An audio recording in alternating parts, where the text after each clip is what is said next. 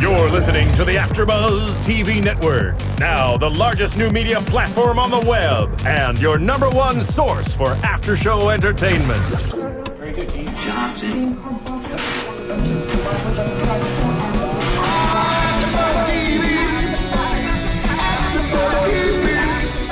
From the AFTERBUZZ Studios in Los Angeles, California, presented by Maria Menounos and streaming live thanks to Akamai Technologies. This is AFTERBUZZ TV's After Show. Done.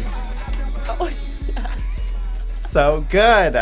Happy Tuesday, everyone. If you are tuning into AfterBuzzTV.com, you have come to the right place because this is the after show for ABC's new hit reality competition series, The Quest.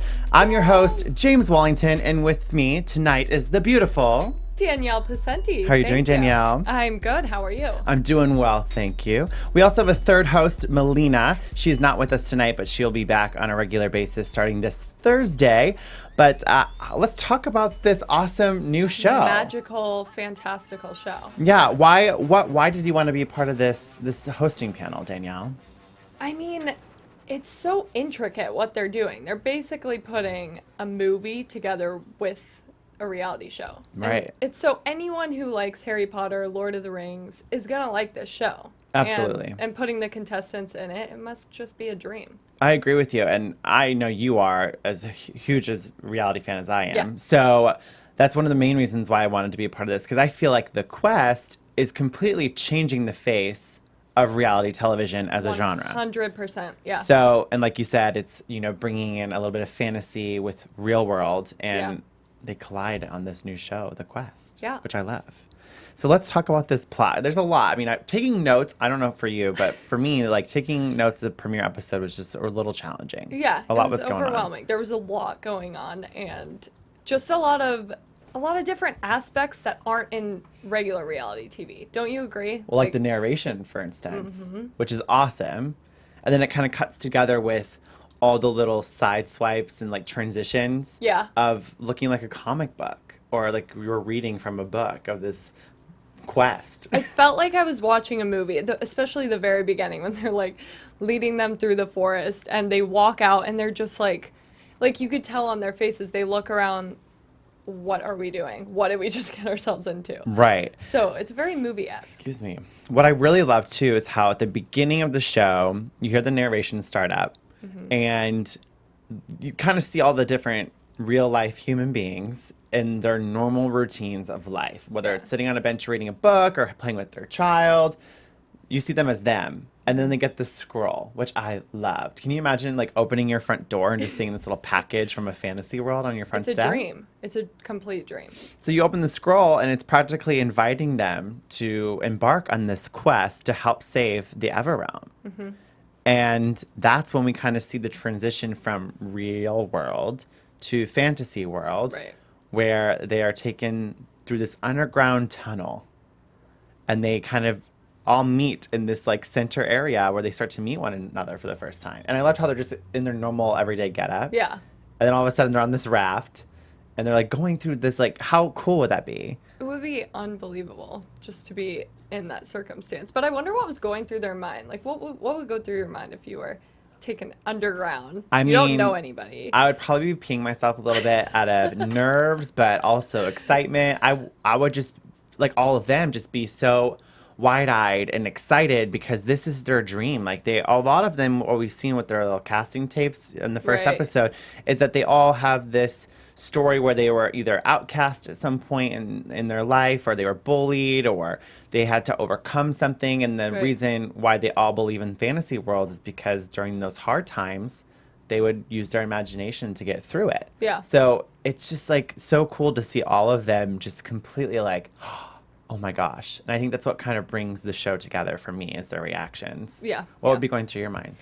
I would definitely be nervous, especially when they drop them in the forest. You know what I mean? And all the different aspects, whether it had been someone jumping out from behind a tree, like I would have peed myself then.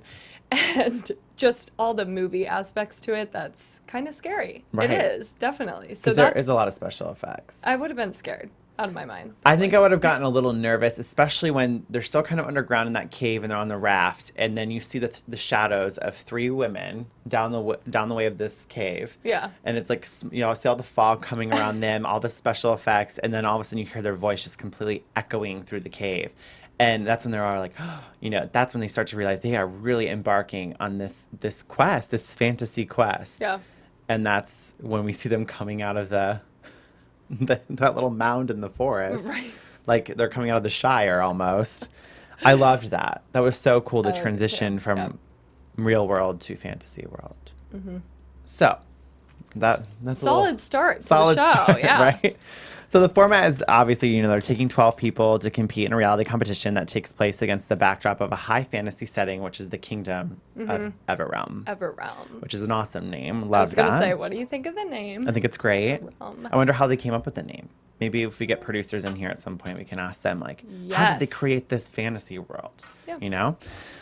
So while the ongoing storyline is scripted and the contestants are interacting with actors throughout the competition, the actual challenges and eliminations are genuine and determined by the contestants' abilities and decisions, which is awesome. Because at first, before the show started, I was thinking, how are they going to incorporate the competition aspect to the fantasy world? Because a lot of it Yeah. is scripted. You know, we saw that with one of the characters right off the bat when they meet Creo, the dreamer, who's the Yeah, steward. Creo. He's the one that leads them to wherever they need to go. He's And- been guiding them. Yeah. Okay. I thought the interesting part about that was just at what point does he kind of fizzle out? Because I feel like if he's guiding them everywhere, then they're always going to know where they need to go, where they need to be. Like, I feel like Creo is kind of the equivalent of a Luke Tipple. Like he was, you know, the host of our Okay, shows. yeah. And then, or Jeff Probst. He is the host. I The think host. Creo is the host of the show. that's what I was thinking. Okay. Which, that makes sense. I mean, I could be wrong. It could be that one guy that gave them the breakdown of what the actual quest was. There's so many characters There on top of is. contestants. Yeah. A It's hard to lot keep it all straight, for sure. Right. Yeah. So in each episode, the contestants, which they're not called contestants because in Everealm they're called paladins. Love that. I wonder Great the name. the origin or what paladin really means. Yeah. Ooh, we Maybe should it's look that up. fantasy too. We'll ask Anyone some out of the there? producers. Paladin? So the paladins compete in a challenge related to events in the storyline. Awesome. The winning paladin will receive a mark of virtue corresponding to the challenge they competed in and is a metallic badge that the paladins will wear on their uniforms. Then the 3 losing paladins are subjected to a subsequent challenge, the Fates Challenge, which I Fates, think yeah. is, again, cool to kind of see how the elimination process is. And then the winner of that challenge then remains safe from elimination, which they call the The banishment. banishment. Right. I like that too. I love all the little names they came up with. It's much different than regular reality TV. But the thing that confuses me now is they put them on teams of 3 in this last one. I'm wondering, are they always going to put them? Do you think they'll always split them up in teams of 2 or 3? Or do you think they'll get to fend for themselves at some point? That's a good point, and that's another thing I'm so excited about this show is because I feel like every episode we're going to get a little taste of something different about what we love about reality competition. Yeah. You know, this time, like you said, teams of 3. Next time it might be an individual thing where they're sword fighting by themselves in battle. Who knows? I mean, the story is just so open, yeah. that it could go anywhere. It's exciting. Yeah. Oh, okay. Thank you. A paladin, we have it right here, is a knight renowned for heroism. Very cool. Okay. So now we know. Do you think we're Paladin. saying it right? Paladin? Paladin. I think Yeah. so, yeah. Paladin. Yeah, so cool. A knight renowned for heroism, which obviously fits Is the theme. end goal Yeah, of to be the being hero. the hero. The ultimate paladin. Yes. Cool. So, and I like what you said. Obviously, all these terms are different from normal reality shows, and I think it just kind of builds the hype up of fantasy, like banishment. Come on, that's Yeah. such a word to use in a fantasy world. Love it. Elimination is what we're used to, right? So And it's the you're easy way to- eliminated. You're eliminated. So the remaining paladins, including the winner of the Fates Challenge, decide which of their other 2 paladins should be banished. Then the paladins deliberate as a group and then publicly stand behind the paladin he or she wishes to save from banishment. The paladin with the majority support is saved while the other is banished from Everealm. Cool. So we just kind of went over the whole format. Yeah, Again, awesome, unique. It's different. it is very different. So we kind of get to know, on top of the narration and the story transitions, a little bit about the paladins. who is sticking out? I mean, we'll break it down and go through each individual paladin, but who is already kind of sticking out to you and why? I think, let's see, the personal trainer. What's his name? Andrew. Andrew. Mhm. Andrew and Patrick stick out as front runners to me. That's what I would say about that. How about you for front runners? I would agree. I think Andrew has a lot of potential, and so does Patrick. Just not only the physical aspects, but they also seem very likable. They seem like they have a lot of traits that make them heroic in their daily life. You know, Andrew is a personal trainer, so he helps people, you know, be the best of themselves. And then we see Patrick, who is a high school math teacher, who's obviously teaching kids and educating them on math. Probably very smart too. Yeah. So I feel like they have a lot of potential to be the first paladin to win the quest. Yeah. But yeah, so Andrew, I agree with. Patrick, I agree with. But another one that has stuck out to me is Bonnie. I think Bonnie's surprising a lot of people too, because I think if you look at Bonnie, you're kind of like, all right, well, like, where is she gonna go? Like, what is she gonna do on this show? Yeah. How does she fit? But she was the first one to get dominated. the badge. What was it called? Yeah, Now we there's got to so go many back things. to our turn. She received the mark of virtue for leadership in that Yes. challenge, which is great. I mean, she leadership. surprised people, I think. Yeah. And she is just very positive. She's very optimistic, just has a lot. I don't know. She just seems to be the most excited female on the show right now. I agree. And she led them well. I feel like when I was watching the other people on top, 'cause she was on the top for eyes. Mm-hmm. And I feel like the way she led them was better than the other two. Yeah. And I think it's because she just was her laugh is just so contagious, and she just seemed to be really, okay, obviously it's a challenge going on, but she's also just excited to be doing it. She didn't take it so seriously. It was just like, I'm in this fantasy world and I'm making my dream come true almost. Yeah. Which I think makes her a very endearing paladin on the show. Endearing paladin. It sounds so good. Right? So Patrick, Bonnie, and Andrew, great front runners for me. Seems like we're on the same page about Patrick and Andrew. Did anyone else stick out to you? I think for me, Christian, is that it? He's the server from New York. I think he might be one of the youngest contestants besides Jim, who's the Quidditch player. How old is he? He's 22, but Christian's 23. So I feel like he kind of sticks out to me as a possible villain. I don't know how that will play out, but yeah, he seems a little, I don't know. I don't know how to describe it. What do you think? I would agree, because I feel like at every show, you can't have everyone be a hero. Someone's got to emerge as a villain. And I think it'll backfire on him at some point. But it seems like Christian was a little bit more aggressive about the gameplay when it came to talking about strategy. We saw him in his room talking a little bit about how things were going to go down today. He seemed like he had it out for Katie more than anyone. So I agree. He's more vocal about the game aspects and necessarily the heroic aspects of the game, which makes him a little villainous now, but it's so early to still tell. It's so early, yeah. I just feel like he came in a little bit hard. Like, you know, when players come in to play the game super hard and they almost overplay it and then it's over for them.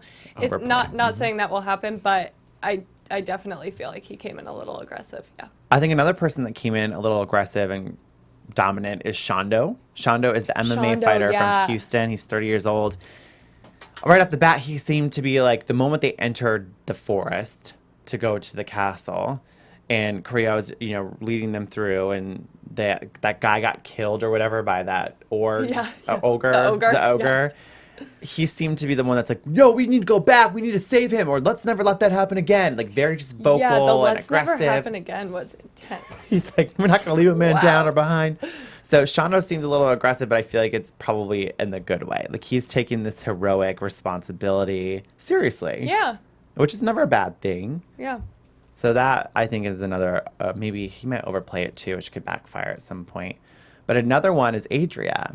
I think Adria is also very, I don't know, she's enthusiastic to be there, but she seems very, this is how it needs to be. Like when they were all in the holding area, when they were prisoners, she was the one's like, we just got here, like, why do we want to upset anyone? So why don't we just stay put? Yeah. It's like her way or the highway, it almost seemed like. But she's another one that really stuck out to me. I thought that scenario was interesting when they were all put into that room. And it's like what players were about to be like, let's get out of here. And then there were some that stayed put, what would you have done in that circumstance? I feel like I probably would have stayed there. It's the beginning of the game. You don't know what's going to happen. You don't want to like bust out of there and get eliminated or get banishment. Get banishment. Part of me, I think, would be so eager to be there and just always thinking outside of the box about what really might be going on that I felt like staying put would have been the obvious choice. But why not have a little adventure? Like, if you're in a fantasy world, wouldn't you kind of want to just kind of step outside the boundaries a little bit? I was totally on Team Ashley at that point when she's like, all right, this is what we need to do. Like, scale this beam and then climb up there. And the way the camera kind of panned across what she was saying, I really thought that's what they had to do. I thought they had to escape. Right. Because you see the door open up there. It seemed like really obvious. But that's another thing about the show. I wondered, had they decided to change the story? Because, you know, that's the reality component. Right. If they decided to go up and escape, what would have happened? Like, how would the story be affected by the choices they made? It would have been cool to see some leave and see what would have happened. I think eventually down the road we're going to get that from where they have to make choices. Yeah, for sure. Especially just, I don't know, as it goes on and people get eliminated and how the players play the game. I think there's going to be so many choices that have to be made. Like, it's not just going to be what's his name leading them everywhere. No more Creo. The show sounds like a giant game of Dungeons and Dragons. Yeah, and Totally Lord of the does, Rings, and then you get some little Harry Potter element. Like, it's just, it's so cool. I'm just waiting for them to play Quidditch. I'm ready for them to really fly. Yeah. Something's got to happen like too. that, right? They'll have like hanging suspension. Right? Flying through the fields. Oh my gosh. Shooting arrows. That would be epic. Wow. So we've kind of talked about some of the really heavy hitters. I mean, obviously we know Jim. He's the 22-year-old Quidditch player from the University of Arkansas. Great character. I mean, you can't help but like him. He just seems kind of like a little... Yeah, he's very likable. Both very of us. like, yeah, we're like... Very, I guess that's the movement for likable. Very likable. But I like Jim. I think he has the potential to do well, too. The other ones we really haven't touched on, you know, Leticia. Oh, Leticia, actually, we should talk about her because when they were all kind of getting to know each other as prisoners, she was the one that flat out, you know, threw all her cards on the table and said, I'm really hoping a woman can rise to the top and take the competition. Like, she's all about girl power. And as a fan of reality TV, I always end up leaning towards girl power as well because I'm so tired of, like, the alpha male alliances like we see on Big Brother. Yeah. It's just, come on, girls, let's, like, get it together. So I hope that she's able to kind of get the women to be the hero of this, or the what's it, heroine? Is that how you say it? Heroine, hero. Yeah. I hope that she can really rally the women together and make it happen. That would be nice to see. And I know before the show you kind of mentioned you liked Lena a little bit, the school counselor. Yeah, I think physically, Lena and Ashley, actually, I think, too, are physical threats, or they appear to be physical threats. So, and I know Ashley, she was raised horse racing, is that right? Yeah, she was bullied so badly, she, like, her escape was her horses. So she ended up, going homeschooled and being trained on horses. And I just feel like for this particular show, there will be horseback. A lot of horse challenges, or challenges where you have to be on a horse. That's I could be wrong, but I feel like physically, Lena and Ashley were my top two. And Lena was Katie's roommate. So Katie I also like too because we hear her talk about how she has a twin sister that she has done everything with. Obviously, if you have a twin, you grow up together, you do everything together. That I was liking her from the get-go because it would have been cool to see her kind of branch out of that twin shadow. Not that it really was a shadow, but just it would have been cool to see her story develop. Like, I'm doing this on my own. Like, I'm not here with my twin. Like, this is my thing. That's why I really liked Katie from the start. I agree. That would have been cool to see because it is when you're a twin, like, you do everything together. To be separated, I just wish we had more time with her. I really did. Yeah. And Jasmine, the last paladin we haven't really touched on, she's the mom. She's 31, homemaker from Media, Pennsylvania. I like her because her hair's crazy. She's different. She's a great look. Yeah. And she rocks the paladin uniform. She does. So it'll be interesting to see how Jasmine does. And I look forward to getting to know all the paladins a little bit better throughout the storyline. Me too. All right. Before we move on and talk more about the fantasy Everealm, make sure you go onto iTunes and rate, comment, and subscribe because this is the first ever after show for The Quest because this is the first time The Quest has ever been on television. Yeah. But if it comes back for season 2, we hope that we can continue this after show. And we want to know what you guys think, because it is a brand new show. And I know a lot of devoted reality fans have been tweeting and commenting on this show on all the different fan sites. So we want to know what you guys think. Like, let's keep the discussion going here at AfterBuzz. And comment below if you're watching this on YouTube. Comment below. I know I comment a lot. I don't know if you ever go. I comment all the time, yeah. So yeah, we'll keep the discussion going and interact with everyone, because it's a cool show. Why not talk about it? And it's a new show. It's a new concept. So Right. So let's chat about it. rate, comment, subscribe, and let us know what you think. So moving on to the rest of this show, because this is kind of when the plot kind of sets in. Like, we see the challenges and how the banishment works and the fates challenge. So the contestants, who are paladins, they each at the beginning of the show received the scroll. This was way back. Now we're talking about the plot, not just necessarily the format. They go way back to the first doorstep, and it said, "Paladin, the fates beckon you to save Everealm from the dark power known as Verlox," who we haven't really met yet. Right. The dark power. And then a true hero lives inside you. Your time is now. So that kind of starts the storyline and the plot for the quest. Again, wouldn't you have been freaking out if you had received this little package and it says, "Your time is now"? I'd be like, Gave me okay. goosebumps.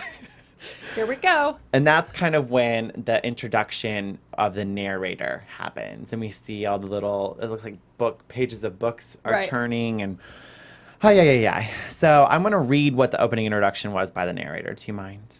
Only if you can do it in the perfect narrator voice. Oh, that might be a challenge. Get in the zone. Driven by their imaginations and their heroes' hearts, our 12 paladins traveled great distances and deep underground to the place that separates their reality from Everealm. How's that? Wow. No, this is amazing. Keep it going. Once the paladins were gathered, they were led down through the dark cavern and down to a mystical river where they met with the fates who summoned them. They had been summoned to save Everealm, the land on the other side of the cave. The fates' brother, Verlox, lays siege to Sanctum. I think that's how you pronounce that. The only kingdom still resisting them. The fates, only the sun spear will turn the darkness back. There are 12 pieces of this weapon, one for each of the paladins. Claiming them begins the quest, which we saw them do. They ended up each grabbing one of the parts of the sun spear when they were in the woods. Right. When Creo obviously introduced themselves. Find the pieces of the sun spear and your path will find you, as well as our follower Creo. That's when we meet Creo. Be strong, be brave, or be banished. I love that. It's kind of like Survivor's, like outwit, outlast, or outplay. Like, this is be strong, be brave, be banished. So I love it. So the plot continues where, the heeding the fates, the paladins passed through the underworld into Everealm. There at the edge of Marwood Forest, they found the ancient magical pieces of the sun spear. Then, as the fates foretold, Creo the Dreamer founds the paladins. Bewildered by this strange world, the paladins follow Creo closely through the Marwood, the most perilous forest in all of Everealm, where all manner of mythical beasts lurked. The paladins and Creo move swiftly, avoiding danger at every turn. They journey through the night towards the safety of Castle Sanctum. I might be pronouncing that wrong. Here, as the sun rises over the castle, their true adventure begins. That's a lot. Wow. In the first, 5 minutes, but it gets you, so amped for the story and how it's going to play out. What would you have done, just going back a little bit, when that ogre came running at them? Like I said, I would have seriously peed my pants. I mean, that is terrifying. I mean, you have the dark forest already happening. You kind of get the little smog, the little fog going on that's kind of lurking through the bushes. And then this giant dark creature. You know what it reminds me of is, I hate haunted houses, so let that be known. But I hate haunted houses that have things popping out at you. Mm-hmm. So instantly, that's what it reminded me of. That's a really good point. I wouldn't want to put myself in that situation. But if I got a scroll, I think I'd have to suck it up. I think I'm going to have to suck it up and be a hero. So that thing carries off one of the actors into the forest. Now, going forward, they're in the prison because the Grand Vizier of the castle was like, throw them in there, lock them away. And Creo's like, no, save them. When the Grand Vizier comes back and releases the paladins from holding, this is when we kind of know, we learn the history of the quest. Right. So I'm going to read this. Or do you want to read it? I can hand it over to you if you want to read the history of the quest, Danielle. Does it continue or is that Yeah. it? There we go. I don't know if I can top your narration voice. Oh, please. The first quest was over 1,000 years ago. To defeat Verlox, the three Fates assembled 12 heroes who created a magical spear. So the Fates tested them until the Paladins has turned the darkness back, the one true hero. After Verlox was banished, the Fates reclaimed the Sun Spear, but as soon as Verlox appears, the Fates summon 12 new Paladins and give each one piece of the Sun Spear. According to the law, the Fates then test these 12 contenders. Some of the challenges are supposedly set by the Fates themselves. Ta-da! Yes. So we kind of get a little background of the quest. Again, setting up the whole season of the show, kind of understanding where it's going to be headed. But that's the plot. Let's just talk about the challenges and dive right into the reality aspect of the quest. What did you think of this first challenge that they had to compete in? I thought it was not that difficult. Of course, it didn't look that difficult. It could have been much more difficult. But I think the hardest part would have been to learn how to use the gun. Like to shoot the arrows. The scorpion. Yeah, the scorpion. The scorpion. Otherwise, being the eyes, it's pretty straightforward. Going to get the arrows, pretty straightforward. Right. So the team, goes to their first challenge, the whole group of them, and they had to draw a bow and the arrows to determine which team that they were going to end up on. So we had 4 teams. You had the yellow, red, white, and blue teams. And I loved how it was teams of 3, but I didn't understand really what the point of one of the team members had to do. You have the eyes above, and then you have the person that launches the scorpion. But then what's the third person doing? The other one goes out and pulls, or they had to go run out and grab the stuff. Yeah, grab the arrows. That's right. Something. I think I think that would have been annoying to have to keep running back and forth. It would have been the most physical part of it because the rest just. Especially the eyes. Right. The eyes was the easiest job, basically. But they were under fire. Whatever they were shooting from the cannons. Oh, yeah. What? Can you explain that? What when they were was it? under fire and they shot this thing up, it was just poof. It looked like manure, colored manure. Yeah, maybe it was. Watered down manure. Who knows? What? We're ruining it. We're ruining the awesome effects. No, I loved it. I thought it was great. And I loved how they had the barricade up. And obviously on the other side, I think there was 180 warriors. Yeah. Warriors. Hay stuffed scarecrows in the forest. That obviously the eyes had to kind of guide the people that were doing the scorpion to aim it, the right angle, the right direction to really shoot it over the wall to hit one of the targets. And the blue team, I think hold on, let me look through my notes because it looked like the blue team. I think that was Bonnie's team. It was Bonnie. Actually, no, it was the white team. It was Bonnie and Andrew. Yes. And, oh my gosh, I forget the other one. Bonnie, Andrew, and... somebody else. Not Patrick. It was a boy, wasn't it? Yeah, I think it was a boy. Was it Christian? No, it wasn't Christian. Again, taking notes for the premiere was a little challenging. But anyways, the white team gets 13 targets that were hit. And they decide that the best person to win the first mark was Bonnie. Because she was the eyes. And what do you think you would have done? Do you think you would have given it to Bonnie? Or would you have fought a little harder for yourself? Not on the first, no. Don't want to ruffle any feathers? Nope. On the first time, I feel like it's just you go with the majority. Yeah. And that was the majority at the time. Yeah, so. I agree. And I think I would have said Bonnie, too, just because she had the best energy. She was very positive. And if I was on her team, that would have been important to me. Because to not have eyesight would have been really frustrating. Right. Not seeing where the arrow was going, not knowing how you were doing. So she just seemed very positive that, She helped them, definitely. And she didn't, I feel like there's so many ways that you can get flustered in that scenario with being the eyes. And so she really didn't. She took it with ease. I think she deserved it. It was Andrew, Ashley, and Bonnie. They were a team. Andrew, Ashley, Bonnie. Okay. They were the white team. Then we have the yellow team who came in second with 10 targets that were hit. And that team consisted of Shondo, Lena, and Jim. They did a great job. I think 10 was pretty good. I think they thought they won. Yeah. 100%. They thought, well, it's funny how Lena's like, I was jumping up and down, even when I wasn't hitting target, even if it wasn't hitting targets. I just wanted to be excited because Shondo was amped, he was pumped, and I wanted to keep them excited. That was my favorite part. I was like, really? I thought it was brilliant. It was brilliant. She executed it perfectly. So, and Shondo didn't think twice about it. He's like, yeah. Like, every time. Oh, Shondo. Okay, so that's the yellow team. And then we have the red team. And this is kind of when you see, I don't remember his name. Again, so many characters. I need to just be better It's with my going to notes. get easier as time goes on. Because That's we're all true. going to develop feelings about age. Oh, it was Sir Ansgar, the head of the royal army. He's the guy that was telling about the challenge and stuff. He was so funny when he got down to the red and the blue teams and like told them how many targets they hit. He was like hilarious. So upset about it. Yes. It was like I thought they were going to get banished right then and there. He was like, 4 or behead targets. them. Yeah, right. Like, yikes. 4 targets. Yeah. He's great. I loved him. And Yeah. he was like almost embarrassed because they sucked so horribly. I think he might have said that. I think he might have said an embarrassing 4. An embarrassing 4.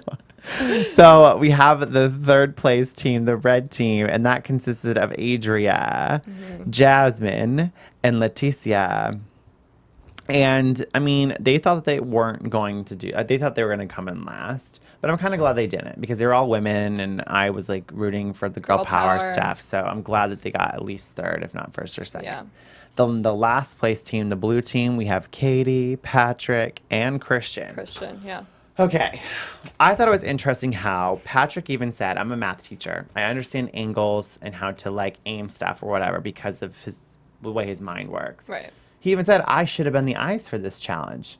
In that case, why didn't he step up to the plate and say, I need to do this part of the challenge? Do you think it would have changed the fate of their team? Yeah, actually I do. And I think he would have been really good at that part. But again, it goes back to nobody wants to do that on the first challenge. Like, Right. everybody just wants to not ruffle any feathers. And that's just how I'll always feel. But don't you agree, though, being on, you are on your show? Yeah. Did you go against the grain the first day? No, because I was up for elimination on the first day of my show. Oh. So Sorry I couldn't about really that. make too much moves or ruffle any feathers. No, but I get what you're saying. Yeah. Again, you don't want to be too vocal because you see on a lot of these shows, when you step up to the plate and you're aggressive, you might go home soon. Yeah. We see it on Big Brother all the time. All the time. Devin's kind of a horrible example, but he was very aggressive in his gameplay. But because he was always so vocal, he went home early. Yeah. So I think maybe Patrick could have suggested saying, hey, I'm a math teacher.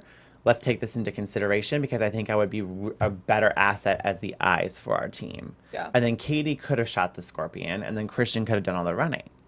But I don't know. So I just thought it would have been interesting to have seen how they would have fared amongst the others. Yeah. I in the think they probably competition. would have done pretty well if he was up there. So because Patrick, Katie, and Christian were last, they were the ones that had to end up going into the Fates challenge.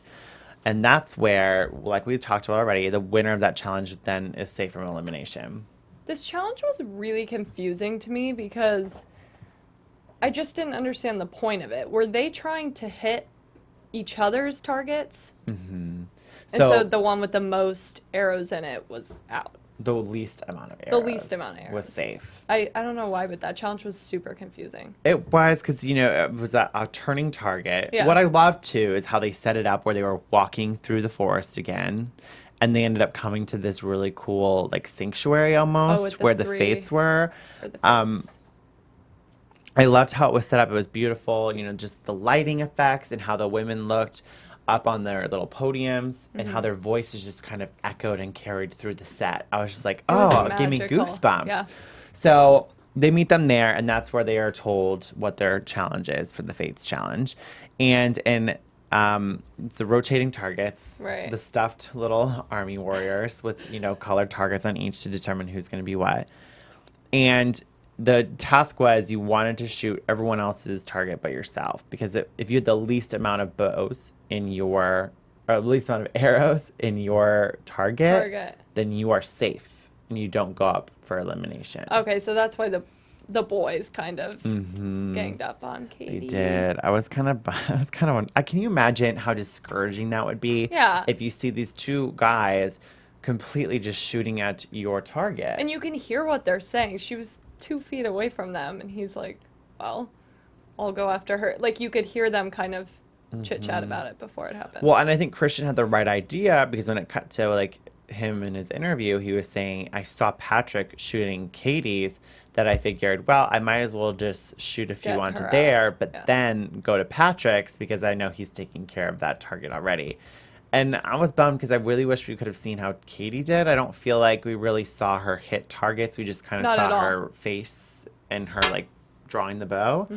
So I love how, I'm sorry, I'm very, like, animated with my conversation Talking here. about this stick. So, yeah, because Katie and Patrick had the most arrows in their target, they were up for banishment. So Christian, safe. And I thought it was cool because, again, it's called the Fates Challenge. So you, as a paladin, you're determining your fate. Nobody else is at that point.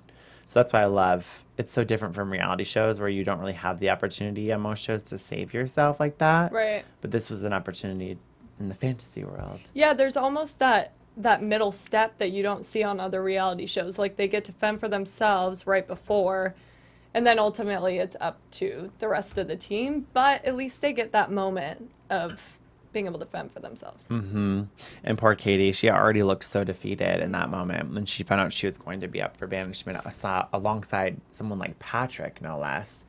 Like, I feel like I would have been pretty defeated as well, because you have this really strong guy. You really aren't sure about how this competition is going to play out, like how the actual individual challenges are going to happen. So it made a lot of sense to kind of keep a stronger guy. And I think Adria made a really good comment when they were, discussing and deliberating. She said, who are you going to vote about, who's the hero or who's going to help you become the hero? And I was like, whoa, that's like Puts really it all profound. into perspective. Yeah. What do you think you would have done this early? I think this early, that's such a good point. I mean, you don't know what kind of challenges you're going to go through. You don't know really what you're going to do in this magical kingdom. So do you want a strong person leading you through it? I would. Yeah. I would want to keep those strong players. And I think it's the same with any show. If you are on a team, you don't want to totally eliminate your strong players right off the bat, because they may be helping you through those challenges. Now, when it gets towards the end, of course, they become your competition, and that's when you weed it out. I think it's pretty similar with this. But then to play devil's advocate, you also have to think too, it's a game about who's going to be the hero. You could even have like the unlikeliest of heroes. Like, what if Katie would have dominated the next 3 challenges because it better suited her skills and what she brought to the table? So there's so many different layers to the voting strategy, because Katie, again, could have been an unlikely hero to help you become the hero. Or if you are going to vote strong every week, then it's like, okay, if I don't do well in this challenge, I'm going home because I'm going to be considered the weaker one. The weak one. But usually the weaker people are the unlikeliest of heroes. I wish we had more character development. I wish they had talked to each other more. When you walk in on reality shows, or the Big Brother contestants walk in the house and they instantly kind of develop this bond and talk about each other's lives. I felt like we didn't get that at all with them. Right. Like, they were dropped in this forest and then boom, it starts. We didn't really get the conversating that we usually get in episode 1. Do you feel that way? Well, yeah. I mean, especially when you were on opposite worlds, like you had to talk about, you had to bond with people. Yeah, in you your talked like situation. the moment you got in. And you this, talked. there was more, they were kind of being carried along with the story, that, again, no really story development with them yet. But I think because it is the premiere episode and there's so many different parts of this kind of show, it's more important to make the plot be the forepoint of the first episode. I So agree. viewers can be like, okay, this is how it's set up and this is how it's going to be going on. And then for the next few, all the way to the finale, then we get to know more about the paladins individually. I'm really So- excited to get to know their characters and see how this unfolds. What did you think about the voting process? I loved how their backs Stand are behind. towards all the paladins. They're facing the 3 women, the fates. How would you feel like if you turned around and you your see this whole whole army team. behind Patrick, and then you have 2 people behind you? It's an interesting way to do it. It was different. But ultimately, they end up seeing who's behind them, who's not. So at least you know before you go out. Right. That's true. You know? Who's going to be your friend in the real world after this is over? Right. No, just kidding. Nobody. I liked it because, again, it's a very different type of voting element to a show. You know, Survivor, it's all anonymous voting. Big Brother, anonymous voting. You don't really see a lot of shows where it's to your face, this is how it's going to happen. Like, you turn around and you see who is behind you all the way. Ay, ay, ay. Well, that's a mouthful of the after show we just did because there's so many things to talk about. But I think we did pretty good. Yeah. Yeah. I think just my favorite part about the show, because I want to hit favorite parts, is how intricate everything is. The production value of this show is like no other. Right. In my opinion. And just everything from the set to... It's never been done before. Yeah, the whole thing was beyond what I had imagined. So, well, I agree with you. I think that's why I like it so much. It's different, but I love the story element because it's like you're watching a movie, but like the real life characters are in it because you can kind of relate to the paladins. Yeah. Like you want to call them contestants, but you just relate to them because they all have you touch on all their stories individually and like why they use their imaginations. But I think it's going to be a great show, and I think it has a lot of potential to turn into a series. I hope it's not one of those one-hit wonders. No. So yeah, let's talk about maybe predictions about what might happen to next few episodes. And now, Let's do your it. AfterBuzz TV predictions. All right. So based on everything we've kind of talked about, Danielle, what would you say is going to happen next week? I think that hopefully we'll get to know the characters a little bit better. I'm curious to know their sleeping situation. Like right now it's 2 to a room, but I wonder if that will develop into like they're all going to be in a common area or what. So I want to get more of the lay of the land. What are we going to see every week? Where are we going to see them? I think predictions for me is Andrew is still a front runner, so I'm going to kind of keep my eye on him. And then for the girls, Ashley is my front runner. So those are kind of my predictions of there'll be leader roles in the castle. Do they have a castle name? They didn't give us a castle name. I think it's the Sanctum. The Sanctum. If we're pronouncing them right. But yeah, I think it's Castle Sanctum. So yeah, I'm curious to know in Castle Sanctum, who is the leader? Watch that of totally the not be the bunch? name. So do you think even with the fates, even with the challenge next episode, do you think they're going to be divided into teams? They're going to be individual? How do you think that's going to play out? I am going to go with teams, either 2, 3, or 4. Yeah, I think it'll be divided while they still have the numbers up. But eventually, I definitely think they'll get one-on-one. I agree. I think for me, my front runners are going to be Patrick for the guys and Bonnie for the girls, and the roommates, which I also love. So I think Patrick and Bonnie, I think will do well. I don't think we're going to see them go anywhere anytime soon. I think maybe next week, I don't know who we might say goodbye to, but I kind of almost want to say Shondo, maybe. I think a guy will go home next week. I'm going to say a guy, Okay. but I don't know who.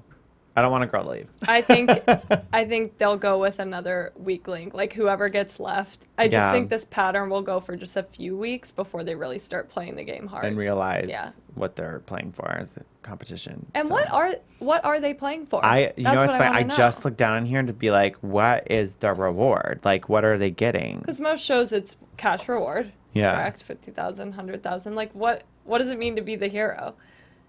Do you get to just live in that fantasy land or something? That's a really good point. That would be cool, right? Yeah. Here's a year in this fantasy land. Do whatever you want. We'll pay for it. Oh my God, yes. Invite your friends and family over. And you can all Harry role play. Potter outro. I think the challenge next week is going to be individual because there's an odd number now. Unless they make the drama set in where they have to pick teams and the odd person's automatically up for banishment. Oh, that's getting really complicated so fast. I don't know. It's getting really dramatic. So I think it'll be interesting to see what happens next week. I'm excited about this show in general. We'll have, and our after show is going to be on Thursday nights normally. So right after the West Coast airing of The Quest, we will be going live right here at the AfterBuzz TV studio. So make sure you watch. We'll be viewing it at 8 o'clock on the West Coast, going live at 9 o'clock, which is 12 a.m. midnight for all you East Coasters, and the rest of you can figure out the times from there. But Melina will be here on Thursday too. Yay. She's wonderful. She was on ABC's Who Done It last summer, so another reality-minded person who's going to bring a lot to this panel. Can't wait to have her in the studio. Danielle, where can they find you and follow you on social media? You can follow me on Twitter at Danielle Elise P and on Instagram at Danielle Pascente. Awesome. And you can find me on Twitter at James Wallington and on Instagram at Mr. James Wally. And I cannot wait to see how this show is going to unfold. And we're going to have Katie, the first eliminated paladin, calling in on Thursday night. So make sure you tune in. Yep. And I've been in talks with the producers of the show. And I think we're going to have most of them, if not all of them, in the studio to talk about the show with us. And I cannot wait to, again, keep the conversation going with all of you. And we'll see you Thursday night. Bye. From executive producers Maria Menounos, Kevin Undergaro, Phil Svitek, and the entire AfterBuzz TV staff, we would like to thank you for listening to the AfterBuzz TV network. To watch or listen to other after shows and post comments or questions, be sure to visit AfterBuzzTV.com. I'm Sir Richard Wentworth, and this has been a presentation of AfterBuzz TV. Buzz you later. The views expressed herein are those of the hosts only and do not necessarily reflect the views of AfterBuzz TV or its owners or principals.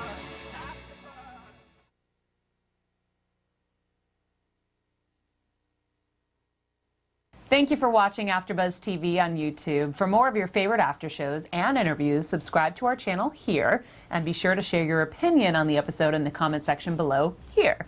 We'd love to see what you guys are buzzing about. Thanks again. Buzz you later.